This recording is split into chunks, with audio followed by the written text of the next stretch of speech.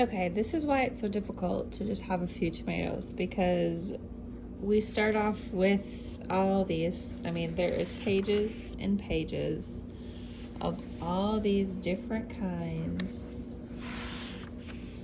of tomatoes that you can grow, and it just keeps going and going and going. And yes, there's more.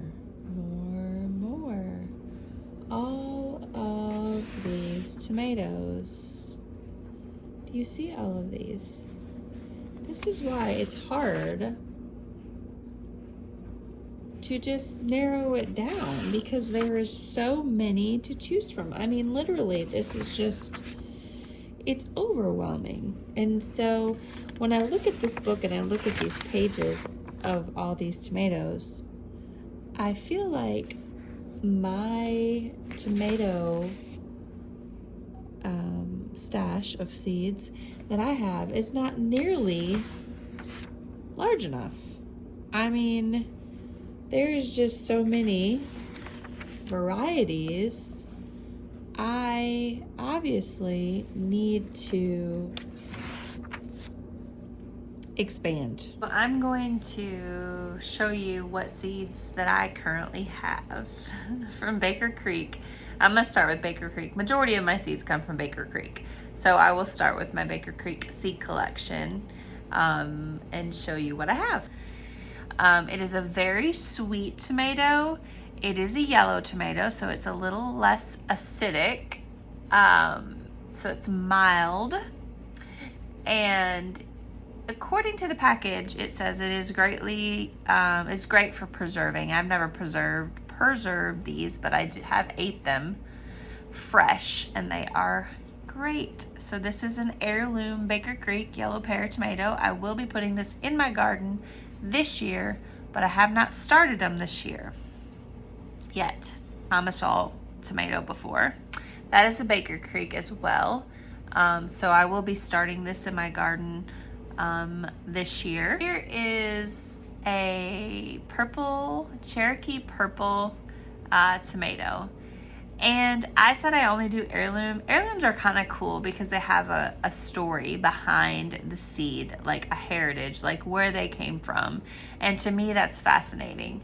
This is a Cherokee purple tomato, and it is a pre-1890 Cherokee Indian heirloom seed. So that's kind of cool.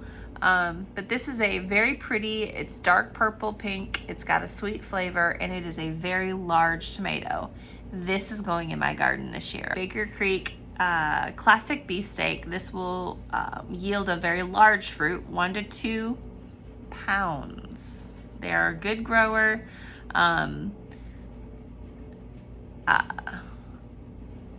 Anyway, they do well. I will be definitely doing some beefsteak.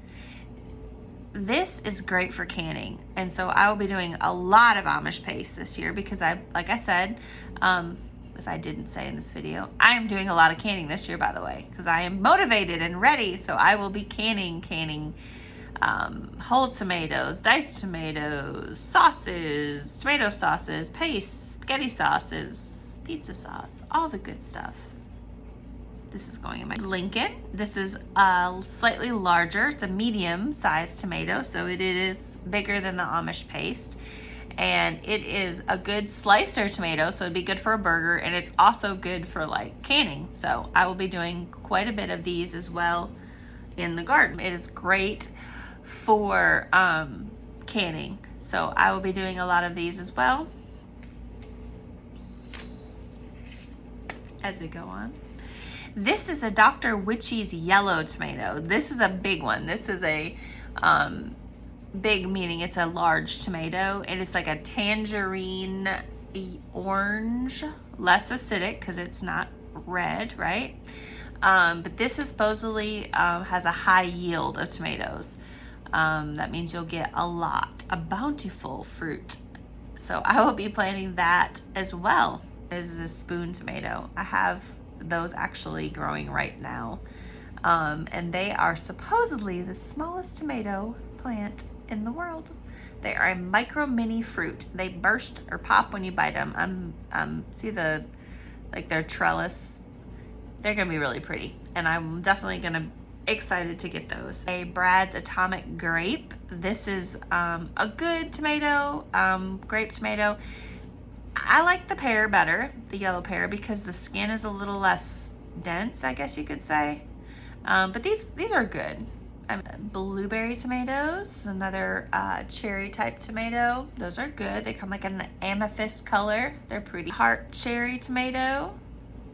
I'll do a few of each one of these, maybe one plant of each one of these, one or two, because I'm really the only one in my family that eats those, so I'd have to give those away, which shouldn't be a problem. One I actually found, it's an older one. See, the seed packet's different, so I probably had this for several years. It is a pink ponderosa, and it is another big beefsteak. It gets to be a 2-pounder, so I'm definitely gonna try to plant one or two of those plants. And then this is a Brandywine.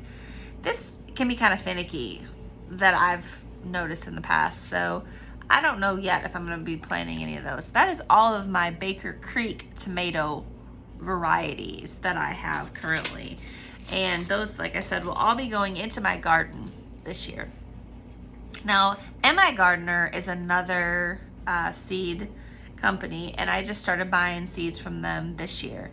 So I bought some Sheboygan tomato seeds. Guys, I'm going to be planting all of these seeds because these are basically kind of like aroma tomatoes. So they're good for canning. They're good for probably salsa and stuff. So I will be planting a lot of the MI Gardener Sheboygan. And I do have 2 plants that I've already, or 2 seeds that have germinated into plants.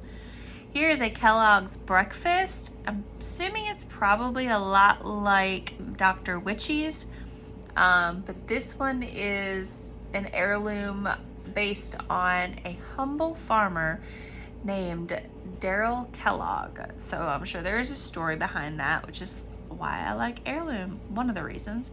So this is another tomato that I will plant in my garden. And then the last one today that I'm going to show you tomato wise is from a seed company called Botanical Interest. Bought seeds from before in the past, but I've not grown this one yet. This is a artisan tiger striped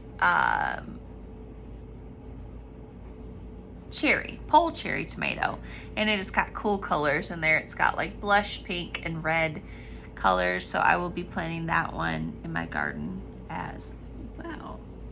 So that is it. That is all of my tomatoes that I have, which seems kind of like a lot, doesn't it? But anyway, like I said, I'm gonna do a large garden for me this year, for my family of 4 tomatoes. As tomatoes go in our family, me and my husband eat them. My kids, they don't eat them, but you know what my kids do eat? Pizza sauce, spaghetti sauce, all that kind of stuff. So they will benefit from these. They just won't benefit from the fresh part of it.